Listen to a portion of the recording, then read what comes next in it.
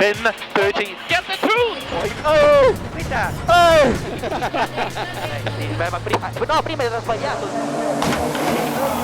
He moves up a place on the leaderboard at the expense of Gigi Gali. The Italians put in a decent performance for Mitsubishi, but he was held up by clutch problems this morning. And this afternoon, his alternators failed, costing him precious seconds. And the frustration is getting to him, with co-driver Guido de Moor on the receiving end of more than just heated words. A heat-of-the-moment reaction, and Gali immediately apologises to co-driver and team, overcome by his passion to perform and now overcome by remorse. Hand signals only for Scott Martin. The intercom has failed, with Martin unable to deliver those crucial pace notes through Corsica's endless corners. Thankfully, this is one of the rally's shorter stages, but it's still costly. Breen sinking another 10 seconds behind Sordo in the scrap for fourth. Picked the worst place in the world to lose an intercom. I've driven the whole stage blind, every single corner. With a look at Jesus, I watched the onboard a few times this morning, and this man has been absolutely flat out at hand singles from start to finish. So. In the lead is Rovanpera's teammate Marcus Grönholm, and Grönholm's eager to extend his lead. Tiukka! Oh! Mitä? Oh! Mitä tapahtuu? Tuli perseeseen jotain läpi. Ai! Sattuuko oikeesti?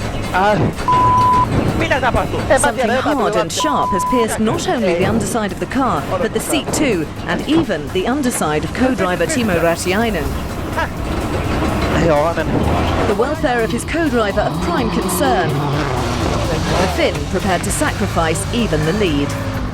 We had to stop because it came some stone or something through Timo's seat, up in the ass of Timo. But what of Sainz? He and Lewis Moyer started the final stage in fourth place, but flames underneath the Toyota signalled that any thoughts of the world title were premature. With less than a kilometre to go, the rally saved its most cruel piece of luck exclusively for the Spaniards. The Corolla ground to a halt within sight of the stage finish, and despite Carlos and Lewis attending quickly to the fire, they could do nothing to save the situation. As Thierry's escort sped past the stricken Toyota, Moyer's frustration finally exploded. More problems for his colleague Tommi Mäkinen. Transmission glitches were the causes of his time loss, but Brodstrom's bend on stage 6 also caught out the four-time world champion.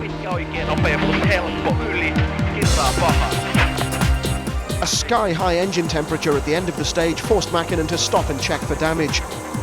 Co-driver Kai Lindström was dispatched to find water for a leaking radiator, then had to resort to scooping water from a swimming pool after the stage to top up their car's hold radiator. But how badly damaged is that radiator, and will it last the rally? No Oyt Tanak on the leaderboard, as you've seen. His day ended early and in the most dramatic style. This was caused by damage to his suspension when the Estonian braked in a compression.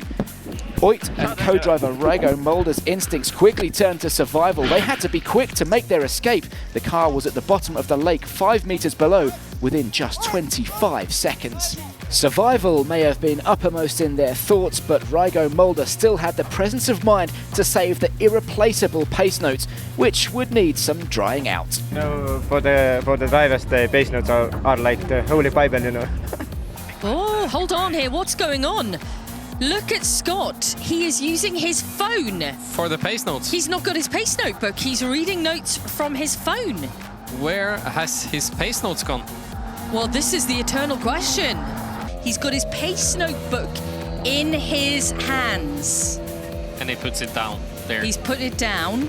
So he's having a look at his timing card there. He's making sure it's all filled in properly. His pace notebook is on the desk.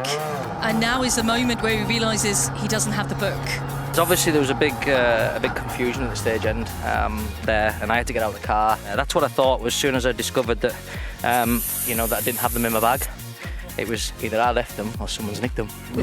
Petter Solberg's driving for pride after yesterday's disasters. His luck this year has been atrocious, and there's no change here either, as his steering wheel comes loose. 13. Get the tools for the steering. Get the tool for the steering, it's loose.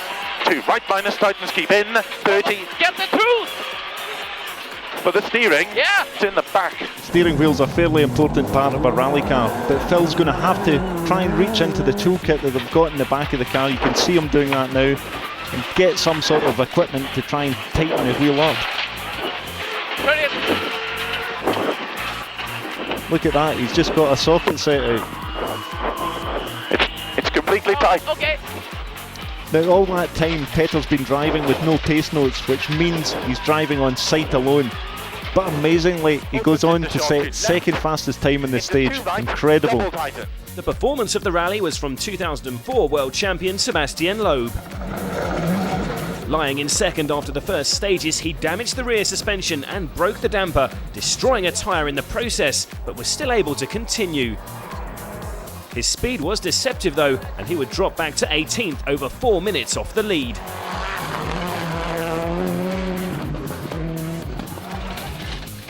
Loeb was now just hoping he could make it back to service in one piece. Reduced to driving on 3 wheels, co-driver Daniel Eleanor was forced to act as counterbalance for the broken wheel. And once they reached the highway, the local police had become interested. Eleanor pleads their case, and the French duo get a police escort back to service. A bizarre turn of events. Petter Solberg had his driving licence suspended an hour before the stage after being caught speeding 2 days earlier. No longer allowed to drive the DS3 himself, Petter hands the controls to his co-driver Chris Patterson, giving him a driving lesson on the way to the stage start. I will help you, okay? Brake with left foot, yeah. Petter's expert instructions aren't enough to stop the pair losing their 4th position, but Patterson can hold his head up high as he finishes just 51 seconds behind the leaders, causing a flurry of interest amongst bemused journalists. Good man, very, very good. He did very well, very impressive. I never dreamed it before at all. I had to drive the stage, and hey, that's part of the co-driver's job, and it's been good fun with a right good laugh.